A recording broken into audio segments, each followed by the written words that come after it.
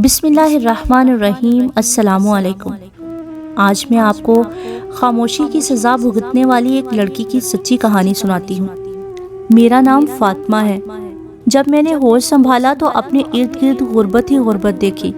والد صاحب پینٹر تھے، مگر مستقل مزاجی نہ ہونے کی وجہ سے ہمیشہ گھر میں تنگی رہی۔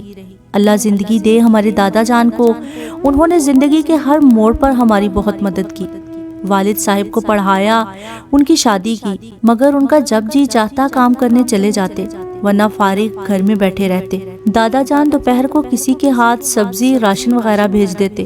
والد صاحب نے جب دیکھا کہ ہمارے دادا جان راشن وغیرہ بھیج دیتے ہیں تو انہوں نے کام پر جانا بالکل چھوڑ دیا۔ دادا جان کے گھر کسی بچے کو بھیج دیتے کہ آج یہ بھیج دیں، آج وہ بھیج دیں۔ دادا جان کا کوئی مستقل کاروبار نہیں تھا، محنت مزدوری کرتے تھے۔ دادی جان وفات پا چکی تھیں۔ میری امی گاؤں کی سیدھی سادی عورت تھیں۔ انہوں نے کبھی ہماری تربیت اور مستقبل کے بارے میں نہیں سوچا تھا۔ ہم 5 بہنیں ہیں، ان میں میرا نمبر دوسرا ہے۔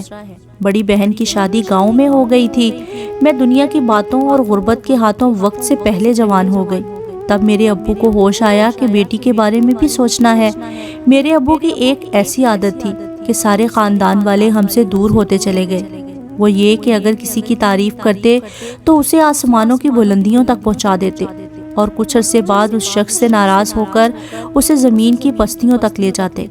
والد صاحب کی اسی عادت نے میری بھی زندگی تباہ کر دی۔ آج سے تقریباً 2 سال قبل ایک شخص میرے والد کے پاس اپنے رشتے کے سلسلے میں آیا کہ مجھے کوئی رشتہ ڈھونڈ دے۔ وہ میرے والد کے پرانے دوست کا بیٹا تھا۔ انہوں نے اسے میرے والد کے پاس بھیجا تھا۔ ان کا نام عابد تھا۔ اس کے 4 بھائیوں کی شادی ہو چکی تھی۔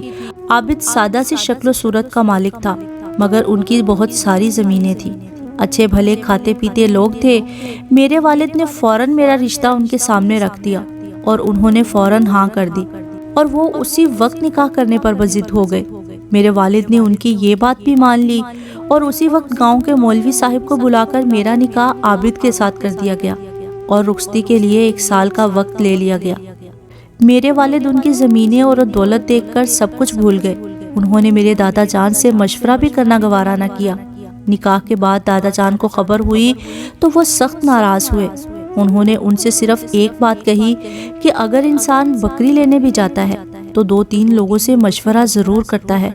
تم نے بیٹی دے دی اور ہمیں بتایا تک نہیں۔ اس بات پر ہمارا پورا خاندان ہم سے ناراض ہو گیا، مگر میرے والد کو کسی کی پرواہ نہ تھی۔ انہوں نے لڑکے والوں کو کہہ دیا تھا تمام جہیز اور لڑکی کے کپڑے، کھانا وغیرہ آپ لوگ کریں گے۔ میرے والد عابد کی تعریفیں کر کر کے نہ تھکتے تھے۔ عابد نے مجھے موبائل لے کر دیا۔ ہم گھنٹوں رات کو فون پر باتیں کرتے، سارا دن میسج پر بات ہوتی۔ ہفتے میں 1-2 بار عابد ہمارے گھر آتا تو والد صاحب اور والدہ اس کی خدمت میں کوئی کسر نہ چھوڑتے۔ دیکھتے ہی دیکھتے سال گزر گیا۔ عابد کے گھر والوں نے دل کھول کر روپیہ خرچ کیا۔ عابد امی کو رقم دے دیتا تھا، اور ہم لوگ خود شاپنگ کرنے جاتے تھے اور قیمتی کپڑے اور دیگر اشیاء خریدتے تھے۔ پیسے کم ہوتے تو میں عابد کو فون کر دیتی تو وہ مزید پیسے ہمیں بھیج دیتا تھا۔ میری امی مجھ سے زیادہ اپنی چھوٹی بہنوں کے لیے خریداری کرتی اور مجھے کہتی کہ عابد سے پیسے مانگو۔ آخر شادی کا دن بھی آ پہنچا۔ کھانا وغیرہ عابد نے پکوایا، غرض ہر قسم کا خرچہ لڑکے والوں نے برداشت کیا۔ میرے والد اور والدہ خوش تھے کہ ان کے سر سے وزن اتر گیا۔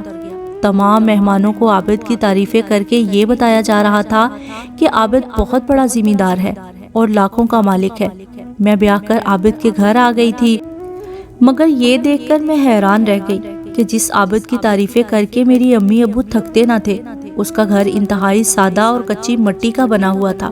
مگر یہ سب چیزیں مجھے اچھی لگنے لگیں، کیونکہ عابد بہت اچھے اخلاق کا مالک تھا۔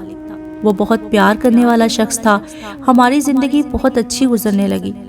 جیسے میں نے پہلے کہا کہ میرے والد کی عادت تھی کہ وہ پہلے آدمی کی تعریفیں کر کر کے اسے آسمان پر لے جاتے، پھر کچھ دنوں بعد اسی شخص کو زمین کی پستیوں تک گرا دیتے تھے۔ یہی کچھ میرے گزشتہ شوہر عابد کے ساتھ ہوا۔ ابھی ہماری شادی کو 4 ماہ ہوئے تھے کہ ایک دم میرے والد نے عابد میں کیڑے نکالنا شروع کر دیے۔ وہی عابد جس کی تعریفیں ہر آنے والے مہمان کے سامنے کی جاتی تھی، اب وہی عابد دنیا کا سب سے نکما اور نکھٹو بن گیا تھا۔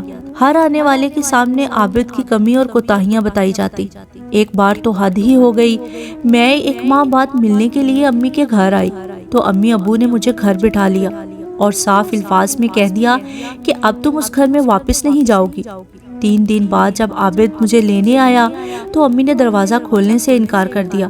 عابد کافی دیر دروازہ بجاتا رہا، میرے نمبر پر کال کرتا رہا، مگر میرا موبائل ابو مجھ سے لے چکے تھے۔ ابو نے عابد سے ملنے سے انکار کر دیا۔ وہ بیچارہ میرے دادا ابو کے پاس گیا کہ مجھے بتائیں تو صحیح کہ میرا قصور کیا ہے۔ دادا ابو نے ابو کو بلایا اور سمجھایا کہ تم کیا کرتے ہو، کیوں بچی کی زندگی تباہ کرنی ہے، اسے اپنے گھر بھیجو۔ مگر میرے ابو صرف ایک بات کہتے کہ مجھے وہ اچھا نہیں لگتا۔ میری تربیت اس قسم کی ہوئی تھی کہ میں اپنے حق میں بول بھی نہ سکتی تھی، جو امی ابو کہتے مجھے ماننا پڑتا۔ میں ایک قیدی بن کر زندگی گزارنے لگی تھی۔ 6 ماہ کا عرصہ گزر گیا۔ اس عرصے میں عابد نے کس کس کا دروازہ نہیں کھٹکھٹایا اور کس کس کے آگے نہیں رویا کہ میرا قصور تو مجھے بتائیں، کس چیز کی کمی دی میں نے اپنی بیوی کو، کس جرم کی سزا مجھے دے رہی ہیں۔ مگر میرے والد پر کسی بات کا اثر نہ ہوتا، بلکہ جب عابد آتا تو والد صاحب گھر سے باہر نکل جاتے اور اگر راستے میں ملتا تو والد صاحب راستہ بدل لیتے تھے۔ آخر ایک روز میرے والد نے عابد سے طلاق کا مطالبہ کر دیا، جسے عابد نے سختی سے رد کر دیا کہ مر جاؤں گا مگر طلاق نہیں دوں گا۔ گو کہ میری شکل و صورت کچھ خاص نہیں تھی، مگر عابد مجھ سے ٹوٹ کر پیار کرتا تھا، جس کا احساس مجھے اب ہو رہا ہے۔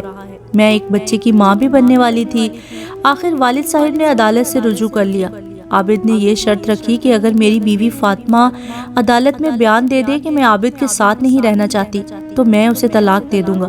عابد کو اپنے پیار پر یقین تھا کہ میں کبھی ایسا بیان نہیں دوں گی، مگر میرے امی ابو نے سختی سے کہہ دیا کہ تم عدالت میں یہ بیان دو گی کہ میں عابد سے طلاق لینا چاہتی ہوں۔ عابد بھی عدالت میں موجود تھا۔